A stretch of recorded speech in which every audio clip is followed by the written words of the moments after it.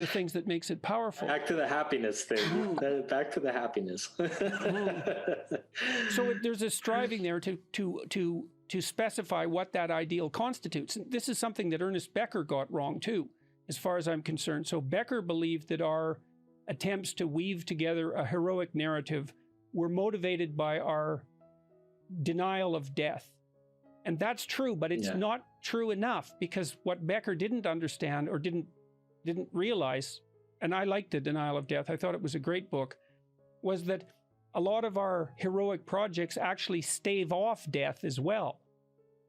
So they may have the symbolic value of providing us with symbolic immortality, but they have the practical value of us not dying. And so if you adopt a mode of life that is practical, it gives you a sense of meaning, but that's not because that's somehow papering over your fear of death. It's because it actually provides you with a meaningful way of being in a world that's rife with uncertainty and mortality. You can't write that all off as psychological.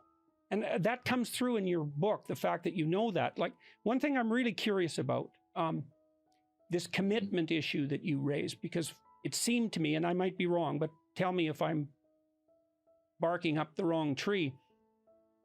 It seemed to me that it was quite a revelation to you that being in a committed monogamous relationship would bring you as much satisfaction and happiness as it did compared to a more libertine lifestyle.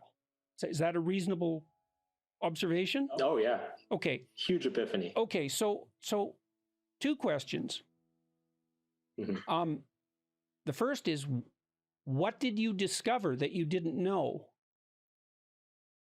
You know, what is it that being in a committed relationship did for you that you didn't realize it might do beforehand? So there are two sides of that. There's kind of the alleviation of the negative and the positive side of it. So I think, back before I had that experience, my kind of irrational gut reaction to intimacy in general was, I'm going to be trapped. This person's going to expect too much of me. I'm going to disappoint them. I'm going to hurt them. I'm going to hurt myself. It's better if we just kind of go our separate ways. Right. It's better if you keep it shallow. Exactly. It's safer. So I think the first epiphany was that's not necessarily true. You're not necessarily going to, the world's not going to end if you have a fight, and you're not going to ruin each other's lives, and you're not going to be trapped all the time. There's a different, and this kind of leads into the positive side of the epiphany, which is that there's a different kind of freedom in commitment, which is the freedom to, like, one way I described it in an article many years ago was that it felt like if my brain was a computer, it felt like I had a program running in the background, and this program in the background was constantly thinking and worrying about which women were single, which ones were interested in me, which ones were attracted to me, which ones I was attracted to, and it was kind of just eating up a lot of RAM in my brain. And as soon as I hit that point, it was actually almost instantaneous when I proposed to my wife. It's like that program just shut down, and suddenly my computer, like my brain, had like 30% more energy to focus on other things.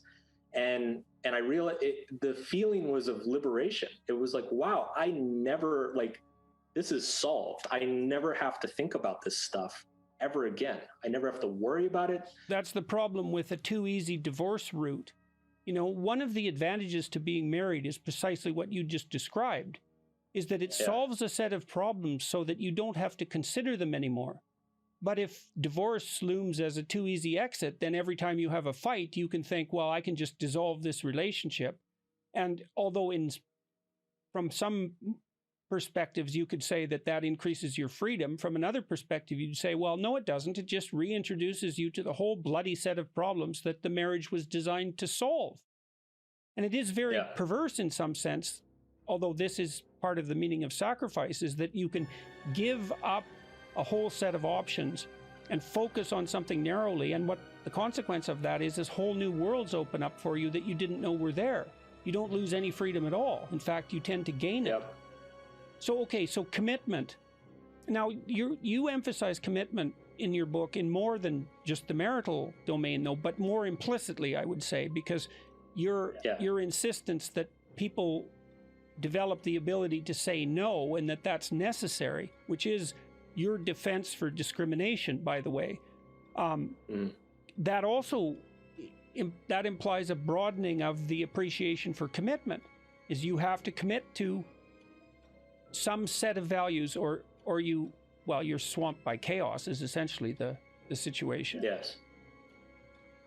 Yeah, so that epiphany of kind of commitment in the romantic space or in the intimate relationship space, I quickly saw that you can apply that in other areas of life. You know, it's a deep commitment to, say, a career path is liberating in a lot of ways because it removes distractions and extraneous options and things that may, waste your energy. And so I argue towards the end of Everything is Fucked that there's that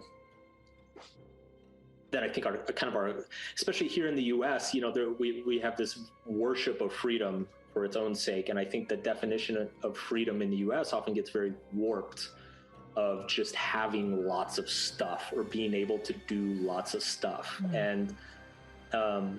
And it's what I discovered is that kind of the traditional ideas of freedom and liberty and things like that from the Enlightenment was much more of this like virtuous, having a freedom to decide who you are, having a freedom, discipline was seen as a form of freedom. That's the freedom to choose your own shackles. Yeah. Yeah, and you talk about that with choosing what, man, I'm not going to say this properly, but setting a goal and deciding how much pain you can tolerate to accomplish that goal and being okay with it. Because you said, people want to be a CEO and they don't want to work 80-hour weeks. Like, they don't understand. I don't know what that had to do with what you guys were just saying. Something. It's totally a part of that. And in fact, I think this is I think the one reframe, if you were to take one kind of reframe from my work that I think has resonated the most, I've taken kind of that classic self-help motivational speaker question of like, what do you want in life? Do you want the corner office? Do you want to have a boat? Do you want to have 10 kids in an amazing garage? Like whatever you want. And twisting that over and saying, okay, what are the problems you want in your life? Yeah. Because there's no escape